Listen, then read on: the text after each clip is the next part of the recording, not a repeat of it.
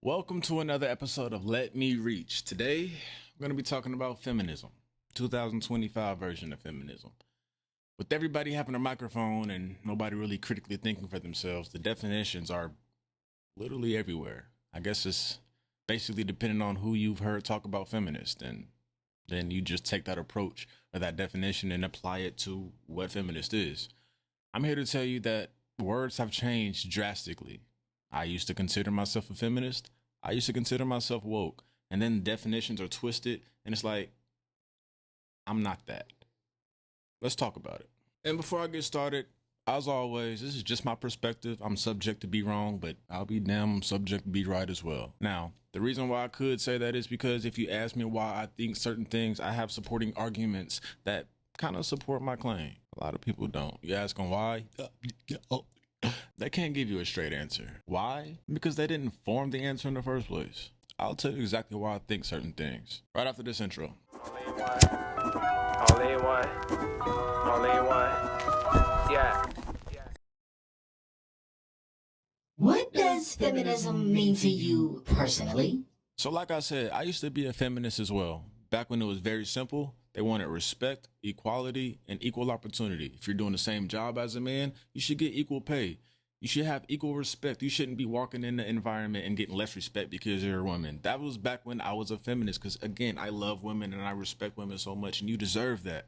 Now this definition, this word is taking on a different meaning. I'm not a feminist anymore. Now, mind you, I still have the characteristics of what I previously thought a feminist was, and I still stand on that and I still believe that. But my definition of feminist and why I'm not feminist anymore is because I look at it so totally different now is, I don't even know how to describe this, but think of there as a line in between man and woman.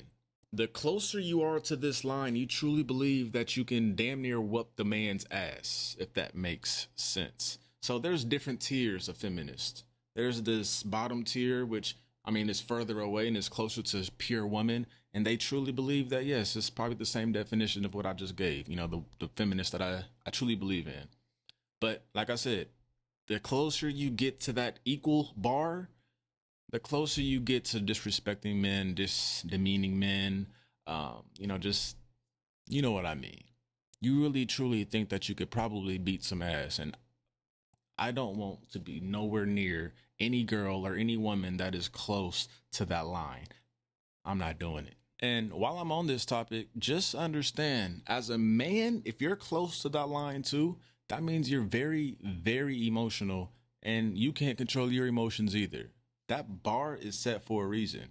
The closer you are to that bar, the closer you are to abuse, domestic violence, all these sorts of things. You can't control your emotions. Stay away from people close to that bar. Now, hopefully you should know, I don't believe in giving advice. This is just my pure perspective. You can take it, you not, I don't care. But as a man who's been swung on before, I guarantee you, it's not something you ever want to deal with. Has feminism improved or hurt relationships between men and women? I think it's definitely hurt it. I think, like I said, the progression of everything is pretty much going towards extremist in every freaking category. So it makes everything more confusing. It makes everything just weird, to put it bluntly. It's like sometimes you want to be a woman, sometimes you want to be a man. I don't want the confusion. I want you to be soft, nurturing, and loving, supportive at all times.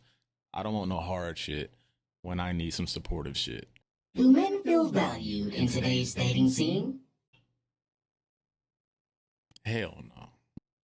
We're only valued when we do something for them.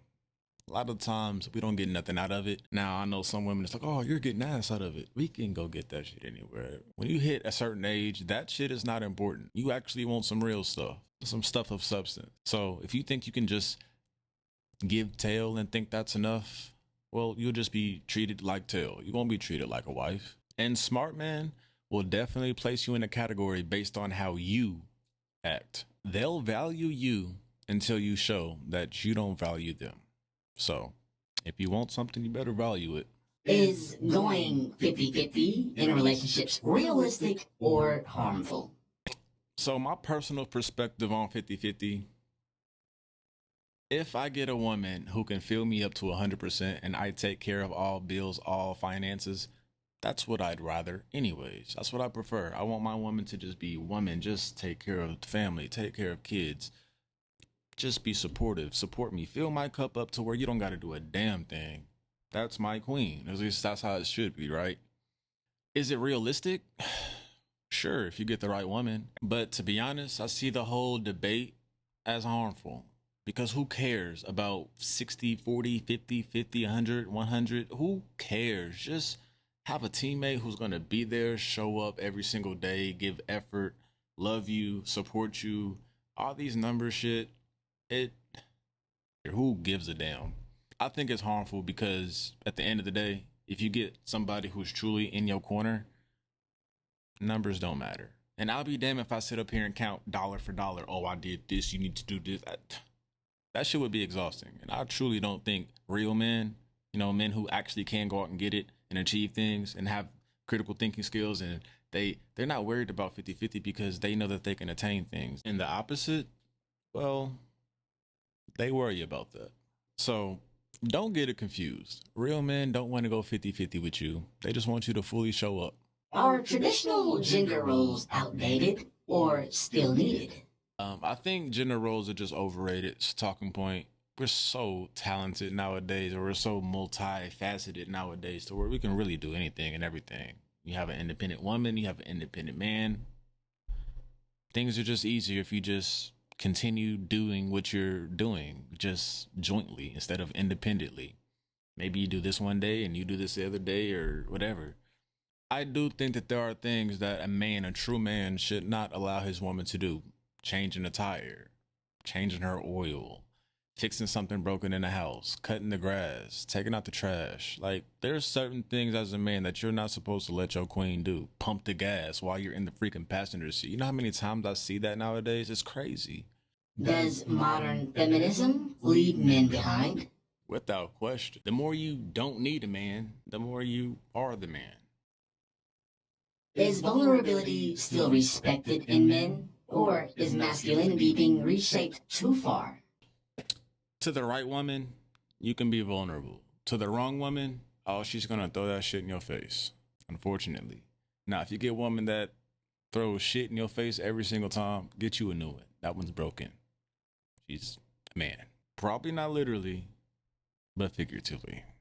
Hopefully you kind of get the 2025 version of feminists. Now, again, I understand everybody has different versions. I understand you can go on Instagram, TikTok, whatever. You can see somebody else with one of these microphones, and they can say something that's totally different than what I've said. But